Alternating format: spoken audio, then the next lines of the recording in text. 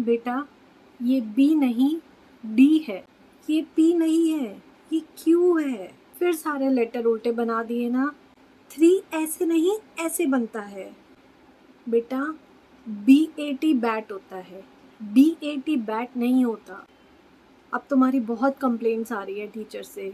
Please सही से लिखना स्टार्ट करो। सारे वर्ड्स उल्टे बनाते हो, सारे लेटर उल्टे बनाए हैं। कर क्या रहे हो? तो आप भी परेशान है ना इन सब चीज़ों से?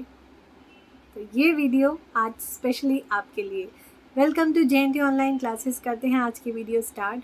और आज की वीडियो का टॉपिक है बहुत ही कॉमन टॉपिक, बहुत ही कॉमन प्रॉब्लम जो मैक्सिमम बच्चों में पाया जाता है। वो है लेटर्स को उल्टे बनाना, यानी कि लेटर्स रिवर्सल प्रॉब्लम, लेटर्स को मिरर इमेज में बनाना। तो चलिए आज करते हैं इस प्रॉब्लम को सॉल्व और दे दी हूँ आपको बहुत सारे सॉल्यूशंस। और वीडियो को पूरी ज़रूर देखिएगा क्योंकि बहुत ही इन्फॉर्मेटिव वीडियो है। एक भी पार्ट मिस मत करिएगा। So let's start the video. तो चलिए डिस्कस करते हैं आज बहुत ही important topic, letter reversal. Letter reversal problem बहुत सारे बच्चों में पाई जाती है। कुछ लोग कहते हैं कि जिस बच्चे को डिसलेक्सिया होता है उसको ये प्रॉब्लम होती है। ऐसा बिल्कुल नहीं है।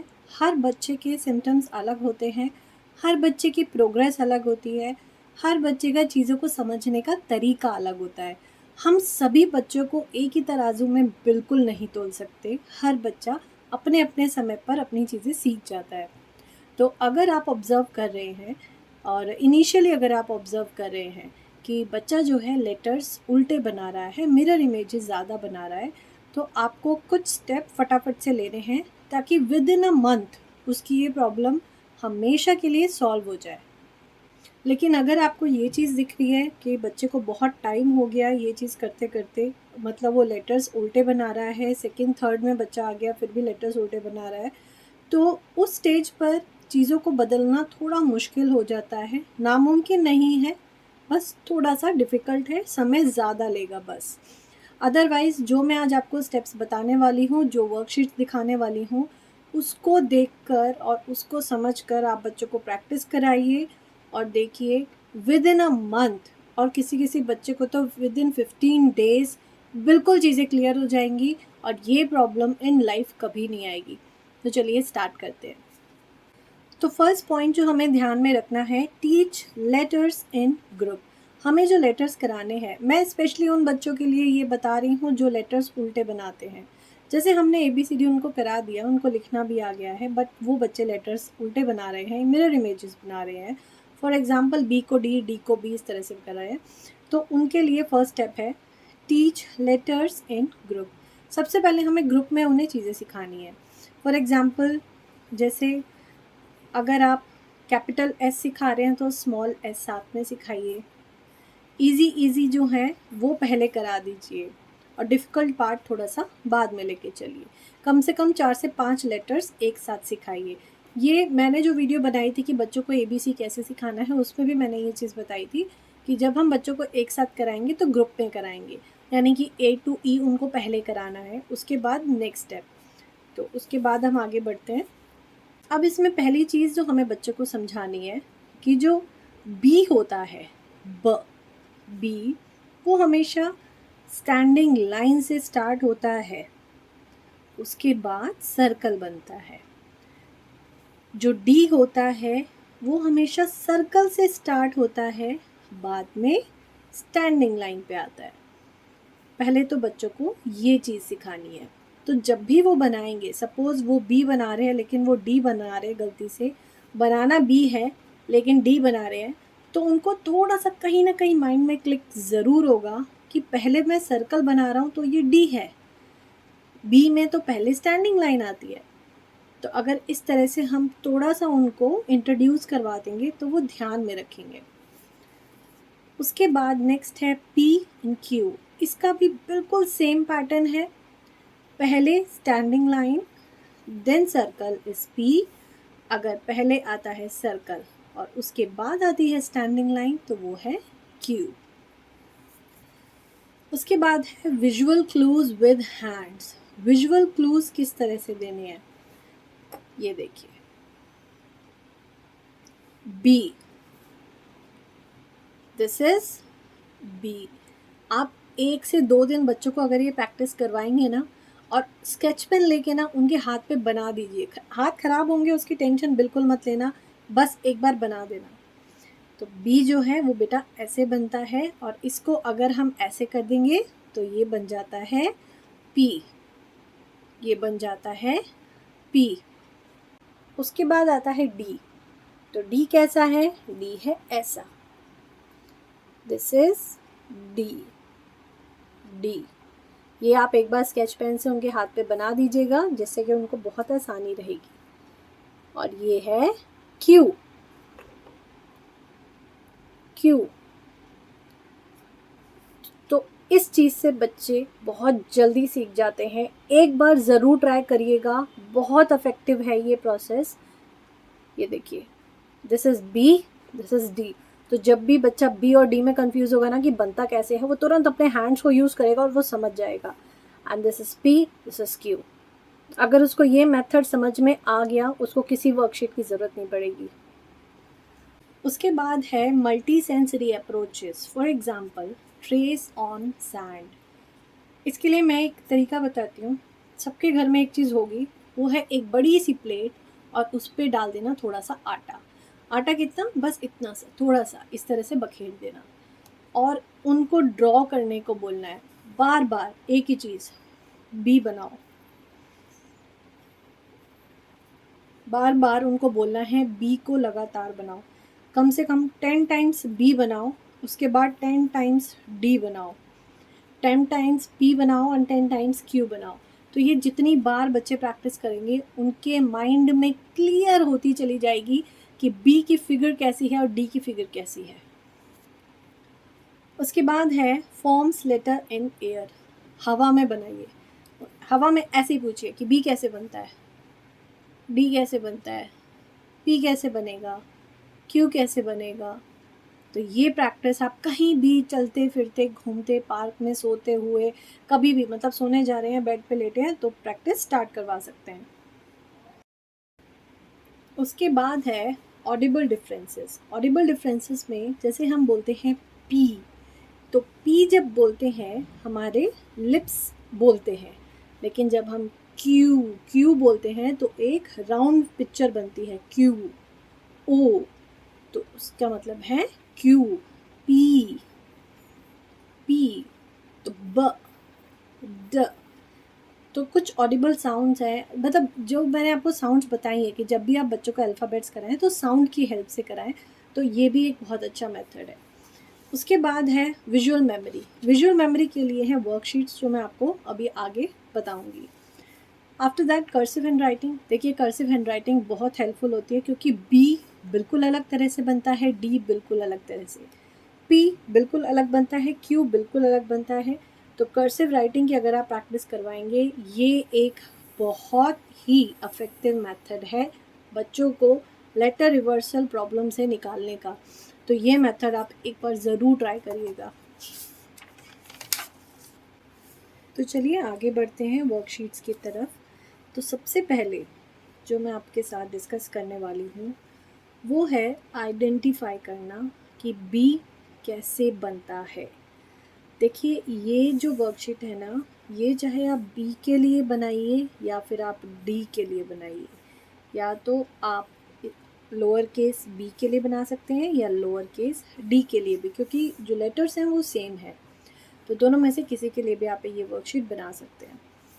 तो ये वर्कशीट की प्रैक्टिस आपको करानी है फॉर एटलीस्ट 5 डेज, और ये वर्कशीट्स इतनी अफेक्टिव हैं कि हमेशा के लिए ये प्रॉब्लम जो बच्चों के लिए होती है लेटर रिवर्सल वाली, बिल्कुल बिल्कुल ख़त्म।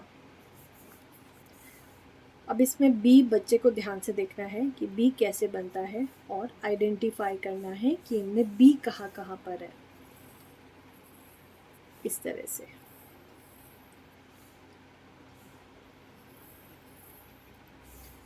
पहले जो फर्स्ट टाइम बच्चे को देनी है तो बहुत कम लेटर्स होने चाहिए, गैप ज़्यादा होना चाहिए हर लेटर के बीच में, क्योंकि शुरू से बच्चे को कंफ्यूज नहीं करना हमें। उसको बहुत ही इजी पैटर्न बना के देना है। धीरे धीरे उसका डिफ़िकल्टी लेवल हम बढ़ाएंगे। अब यहाँ पे डिफ़िकल्टी लेवल बढ़ रहा है थोड़ा सा, और इसमें क्या करना है, अगेन बी फाइंड आउट करना है। अब थोड़ा सा लेटर्स हमने पास पास कर दिए हैं और नंबर ऑफ लेटर्स भी ज़्यादा हैं, तो ये है थोड़ा सा डिफ़िकल्ट लेवल जो प्रैक्टिस कराना है फॉर 3 to 5 डेज़। देखिए डिपेंड करता है बच्चा कितनी जल्दी सीख जाए। अगर वो 2 दिन में इस चीज़ को कम्प्लीटली सीख जाता है, मतलब अगर बार बार आप वर्कशीट्स दे रहे हैं और वो बिल्कुल सही करके दिखा रहा है, तो फिर इतने लंबा खींचने की कोई ज़रूरत नहीं है। 2 से 3 दिन में बच्चे सीख जाएंगे, मैक्सिमम 5 डेज़ में आराम से सीख जाएंगे। अब हमने क्या करा, लेवल को थोड़ा सा और डिफ़िकल्ट किया है। किस तरह से, अब हमने इसमें 2 लेटर और ऐड कर दिए, पी क्यू। अब यहाँ पे बच्चे को फाइंड आउट करना है, तो वो बहुत ही फोकस रहेगा, बहुत फोकस। और जितना वो फोकस रहेगा, समझिए उसके डाउट्स उतने ही क्लियर होते चले जाएंगे और वो उतना ही बी और डी को पहचानने में क्लियर हो जाएगा। ठीक है, अब बढ़ते हैं नेक्स्ट। और ये भी हमें अप्रॉक्सीमेट 5 डेज़ के लिए प्रैक्टिस करानी है। देखिए अगर एक बार बच्चे को ये कंसेप्ट क्लियर हो जाता है ना, तो मैं आपसे ये कहूँगी कि महीने में एटलीस्ट एक बार बीच बीच में प्रैक्टिस कराते रहिए।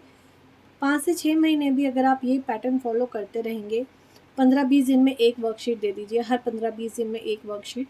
ये पैटर्न अगर चलता रहेगा तो बच्चे कभी भी ये चीज़ें नहीं भूलेंगे और आगे आने वाली क्लासेस के लिए वो 100% तैयार हो जाएंगे। जिस तरह से मैंने बी का बनाया था वैसे ही पी का बनाना है, पी या क्यू, आप दोनों में से किसी का भी बना सकते हैं क्योंकि लेटर्स जो है वो बिल्कुल सेम है और बिल्कुल पैटर्न वही है। पहला लेवल बहुत इजी रखना है, लेटर्स को दूर दूर लिखना है और गैप ज़्यादा रखना है और लेटर्स कम होने चाहिए। उसके बाद लेवल को थोड़ा सा बढ़ाएंगे और पी और क्यू देखिए पास पास कर दिए हैं, गैप कम कर दिया है, लेटर्स ज़्यादा कर दिए। अब ये देखिए, अब मैंने यहाँ पे बच्चे को नहीं बताया कि आपको क्या ढूंढना है, अब बच्चे को खुद से फाइंड आउट करना है। What is this, this is bat, ब बैट, तो लोअर केस बी कहाँ कहाँ पर है बच्चा खुद से फाइंड आउट करेगा। हर स्टेप पे हम जो लेवल है ना उसको थोड़ा सा डिफिकल्ट कर रहे हैं। दिस इज देन, ड, देन, तो ड, D, lower case D find out करने हैं। प, पेंसिल, तो पी कहाँ कहाँ पर है वो सर्कल करना है। क्यू, क्वीन, तो क्यू कहाँ कहाँ पर है वो फाइंड आउट करना है। उसके बाद नेक्स्ट पढ़ते हैं, थोड़ा सा कलरिंग ले लेते हैं क्योंकि कलर्स करने में बच्चों को बहुत मज़ा आता है। तो कलर पी विद ब्राउन, तो जहाँ जहाँ पर भी पी लिखा है उसको ब्राउन कलर करना है, तो बच्चों को मज़ा भी आता है कलरिंग करने में और इसी के साथ साथ लेटर रिवर्सल प्रॉब्लम भी हमारी सॉल्व हो जाती है। बिल्कुल सेम पैटर्न। अब मैंने ये बी के लिए बनाया, आप कुछ भी ड्रॉ कर सकते हैं। ये तो मैंने ट्री बनाया, फ्लावर ड्रॉ कर दीजिए, कोई बड़ा सा कप ड्रॉ कर दीजिए, आप जो चाहे वो ड्रॉ करिए। ये वाली जो प्रैक्टिस है, अब देखिए बच्चे सिर्फ बी, डी, पी और क्यू में कंफ्यूज नहीं होते, कुछ बच्चे इन सब चीज़ों को लेके भी कंफ्यूज होते हैं, वो कई लेटर्स जो है वो उल्टे बनाते हैं। अगर आप इन वर्कशीट्स की प्रैक्टिस बच्चों को डेली, सिर्फ, ज़्यादा नहीं बोलूँगी, 20 मिनट से आधा घंटा अगर ये प्रैक्टिसेस डेली करवा रहे हैं तो गारंटीड है विद इन 10 to 20 डेज़ बच्चे बिल्कुल परफेक्ट हो जाएंगे और ये गलती जो लेटर्स उल्टे लिखने वाली है वो बिल्कुल छोड़ देंगे, वो ये गलती कभी नहीं करेंगे। तो ज़रूरी नहीं सिर्फ बी और डी में ही प्रॉब्लम आती है या पी और क्यू में भी प्रॉब्लम आती है, प्रॉब्लम्स यहाँ भी आती हैं बच्चों को। तो इस तरह से प्रैक्टिस करवाइए और देखिए मैजिक। तो बच्चों को यहाँ पे करेक्ट बी फाइंड आउट करना है, जे फाइंड आउट करना, क्योंकि जब भी बच्चा ये चीज़ें करता है तो एक तरह से उसके लिए गेम है और गेम्स बच्चे बहुत फोकस होके खेलते हैं, ये बात सारे पेरेंट्स बहुत अच्छे से जानते होंगे, तो ये उनके लिए गेम होती है। उसके बाद नेक्स्ट पढ़ते हैं। वीडियो को मैं बहुत लंबा नहीं करने वाली हूँ, इसलिए मैं बहुत जल्दी जल्दी बता रही हूँ आपको। उसके बाद नंबर्स भी बच्चे उल्टे बनाते हैं, तो सेम वर्कशीट हमें बनानी है नंबर्स के लिए इसी तरह की। देखिए आप चाहे तो ऐसे बना सकते हैं, मैं बहुत फैंसी वर्कशीट नहीं बना रही हूँ, बहुत सिंपल सी वर्कशीट है।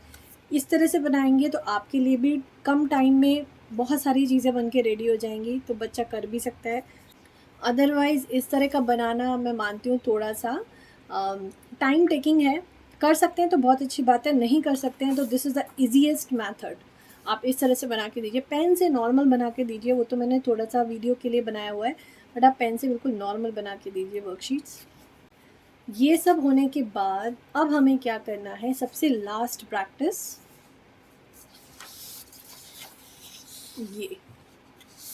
ये है सबसे लास्ट प्रैक्टिस जो बच्चे को करानी है। ये तो मैंने एक A4 साइज़ शीट पे बनाया हुआ है, आप इसको नोटबुक में बना दीजिए। जो भी उनकी बुक है उनसे कुछ लेटर्स निकाल कर एक नोटबुक पे लिख दीजिए, और ऊपर बच्चे को फाइंड आउट करना है कि कौन सा लेटर हमें इसमें ढूंढना है। तो उसके हाथ में जैसे बी रेड कलर से बना हुआ है तो रेड क्रेयॉन दे दीजिए, और बोलिए जहाँ जहाँ भी बी लिखा हुआ है उसको रेड क्रेयॉन से इस तरह से शेड करना है, लाइक दिस। तो ये भी उसके लिए बहुत ही फन गेम है। इसी तरह से डी पी जिस भी लेटर्स में आपके बच्चे को प्रॉब्लम है, उस लेटर्स की इस तरह की वर्कशीट बहुत ही हेल्पफुल होगी। और सेम इस तरह की वर्कशीट मैंने बनाई है फॉर नंबर्स।